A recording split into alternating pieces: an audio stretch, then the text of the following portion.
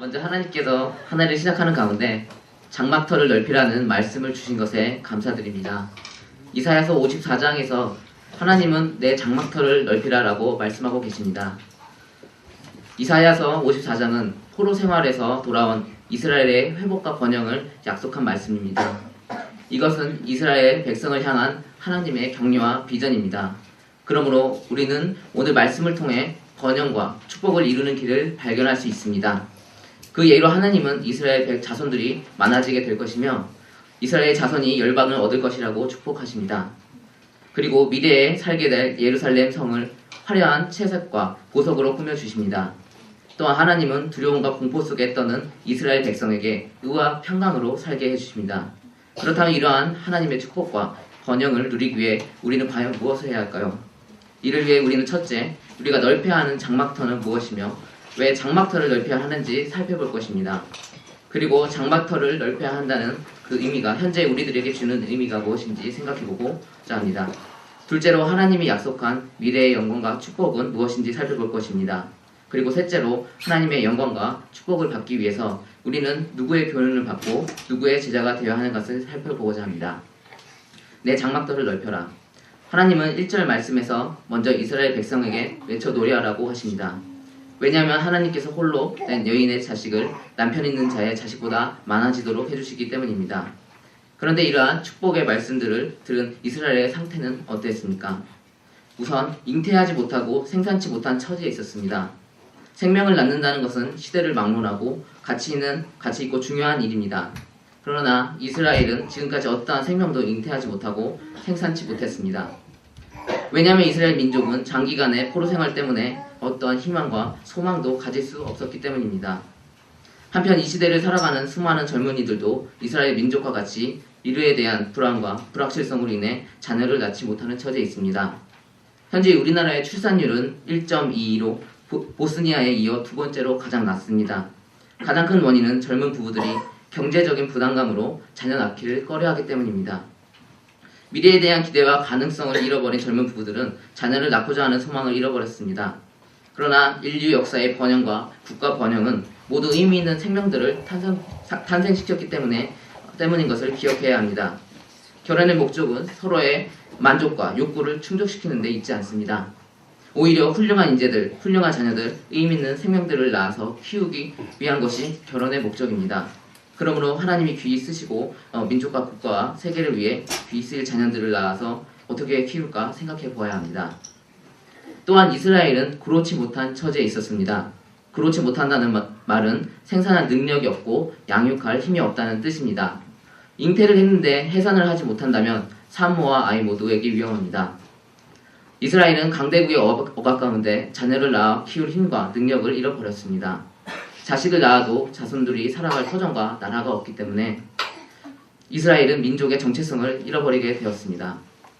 그러므로 언제 끝날지도 모르는 포로 생활에서 소망을 가지고 자녀를 키우는 일은 불가능할 수밖에 없습니다.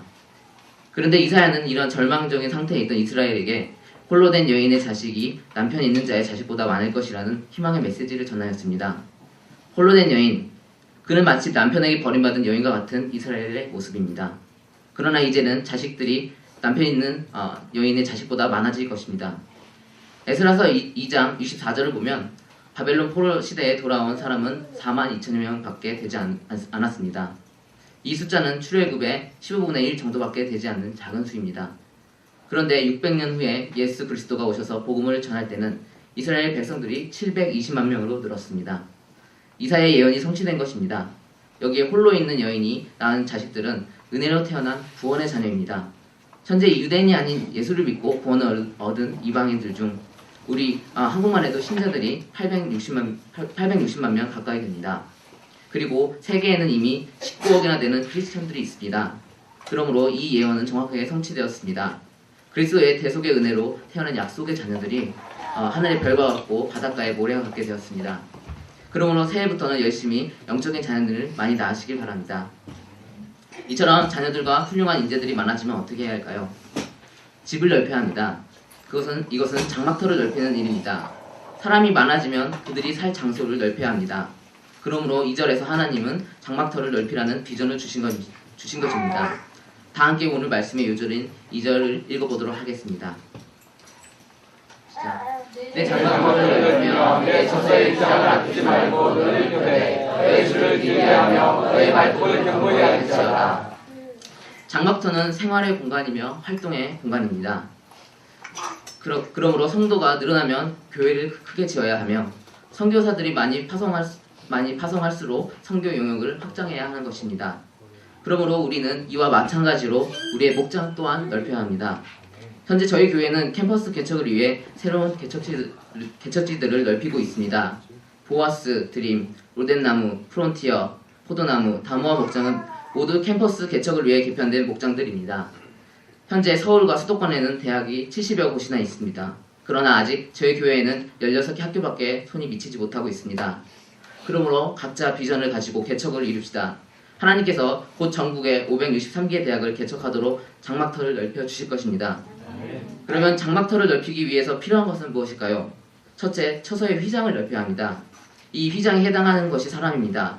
제자들, 목자, 성경선생, 선교사들입니다. 그리고 재정과 물질입니다.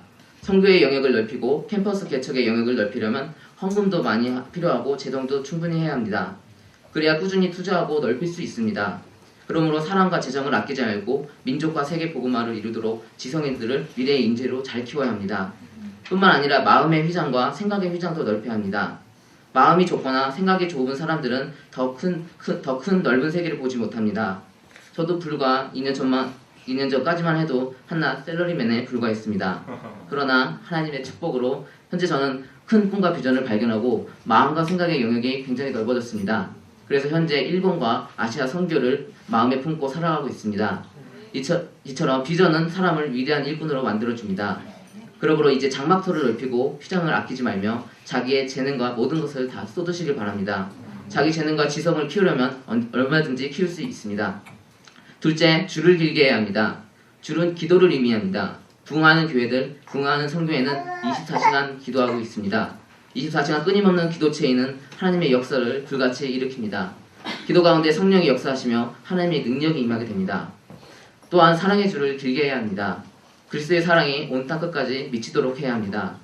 문화나 사상이 다른 이방 땅에서 선교를 성공하기 위해서는 가장 중요한 것은 사랑의 마음으로 인내하는 것입니다.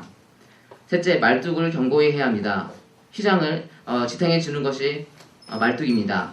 말뚝에는 두 가지 의미가 있는데 그중 하나는 성경 말씀입니다.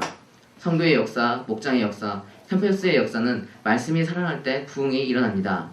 또 하나는 제자 양성입니다. 제자들, 목자들, 선교사들이 말뚝 역할을 하는 것입니다.